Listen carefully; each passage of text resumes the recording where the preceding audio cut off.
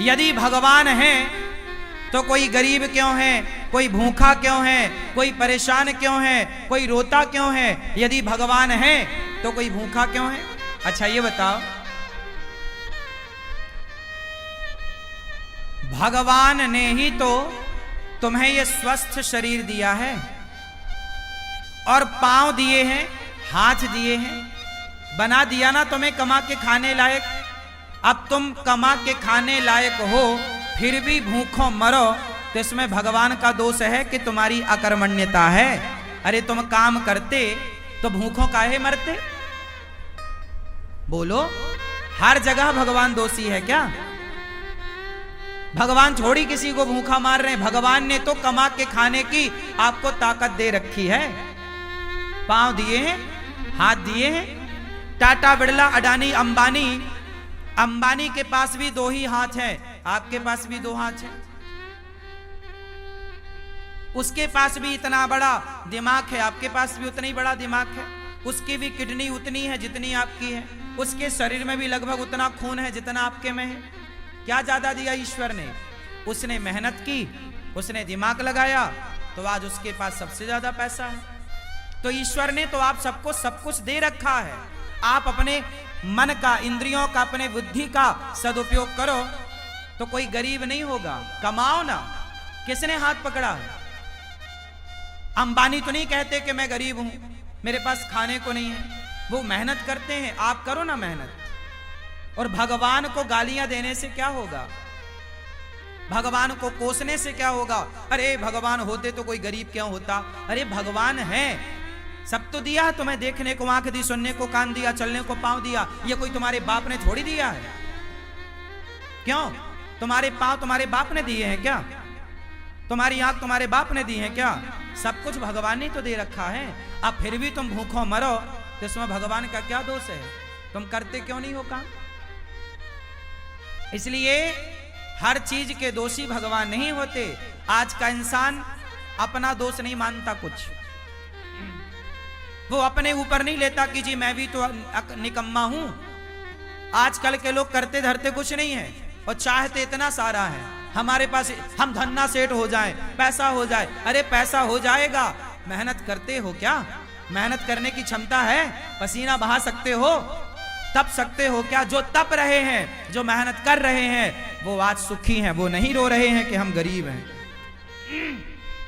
जो मेहनत करेगा वो गरीबी की छाती चीरता हुआ आगे बढ़े। और जो मेहनत नहीं करेगा, अब तुम दिन भर तो क्रिकेट देखते हो 5 घंटा, दिन भर तो तुम मूवियां देखते हो, खटिया तोड़ते हो, कमाते धमाते बाप के टुकड़ों पे पलते हो। पापा जरा मोबाइल दिला दो, पापा जरा गाड़ी दिला दो, पापा जरा ये। अरे जिस उम्र में बच्चे अपने बाप के टुकड़ों पर पल रहे हैं, उस उम्र में ये अनिरुद्धाचार्य वृद्ध माओ की सेवा कर रहा है। तुम्हारी तरह हम भी आराम करते, तुम्हारी तरह हम भी आराम फरमाते रहते, तो हम भी तुम्हारी तरह बाप के टुकड़ों पे पलते होते। क्यों? मेहनत करोगे तो सब कुछ आएगा। मेहनत नहीं करोगे तो केवल रोना हाथ लगेगा तुम्हारे। भाग्य, कुछ लोग रोते हमारे तो भाग्य में ही नहीं है, हमारे तो भाग्य। अरे भैया, भाग्य में सब कुछ होता है। भाग्य तक पहुंचने के लिए क्या तुमने मेहनत करी? की ही नहीं। मेहनत करो, पसीना बहाओ। तुम्हें तो बस आराम चाहिए। हमारी 33 साल की आयु है। हमारी उम्र के लड़के देख लो, बाजार में शराब पी रहे हैं, बाप से कह रहे हैं पापा जरा मोबाइल दिला दो, पापा जरा गाड़ी दिला दो। बाप के टुकड़ों पे पल रहे हैं। हम भी तुम्हारी तरह बाप के टुकड़ों पे पलते तो हम भी तुम्हारी तरह होते। बाप के टुकड़ों पर ना पलो। युवा हो, पढ़े लिखे हो, सेल्फ डिपेंड बनो, मेहनत करो। और गरीबी का रोना मत रो, भूखमरी का रोना मत रो। मेहनत करने वाला कभी कहीं दुखी नहीं रह सकता। पसीना बहाने वाला, क्या आप पसीना बहाने को तैयार हैं? परंतु पसीना बहाने का भी एक फंडा है। सही दिशा में बहाया गया पसीना सार्थक होगा। आप गलत दिशा में पसीना बहाओ तो बहाते रहो, कोई अर्थ ना निकलेगा। पसीना भी कहां बहना चाहिए? सही दिशा में। आप पानी में लाठियां पीटो तो पसीना तो बहेगा, मेहनत तो होगी, एनर्जी तो वेस्ट होगी, पर उसका परिणाम कुछ ना आएगा। सही दिशा की ओर बढ़ो, सही लक्ष्य की ओर बढ़ो, सही प्लानिंग के साथ चलो, तब जाके परिणाम मिलेगा, गंतव्य तक पहुंचोगे, आपको मंजिल मिलेगी, मुकाम मिलेगा, सफलता मिलेगी, कामयाबी आपके कदम चूमेगी। वरना रोते रहो फिर गरीबी के नाम पे, भगवान के नाम पे और भाग्य के नाम पे। ना तो मैं भगवान के नाम पे रोता, ना तो मैं गरीबी के नाम पे रोता, ना तो मैं भाग्य के नाम पे रोता। मैं रोता नहीं हूं भाग्य और गरीबी और भगवान के नाम पर, मन लगा के मेहनत करता हूं सवेरे से लेके शाम तक। मैं यदि अब आप सुनना, मैं कई बार 3 बजे रात को सोता हूं, काम करने जाता हूं, कई बार मुझे बाहर जाना पड़ता है किसी कार्यक्रम के लिए, कार्य के लिए, मैं रात के 3 बजे आता हूं। कई बार मैं सवेरे 4 बजे आया, 4 बजे जब मैं आया तो मैं रात भर का थका हूं ना, मैं चाहता तो सो जाता, पर मैं सोया नहीं।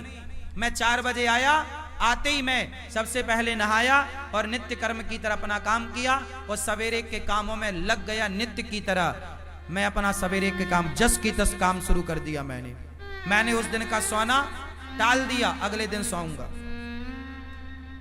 क्या आप तैयार हैं इतनी मेहनत करने को, नींद को कुर्बान करने को तैयार हैं? आजकल के लोग जरा काम करते हैं थक जाते हैं। आजकल के लड़के बिस्तर पे 10 बजे सो के उठते हैं, माँ मम्मी ओ बिस्किट दे दो, जरा कहाँ रखी है, जरा चाय दे दो।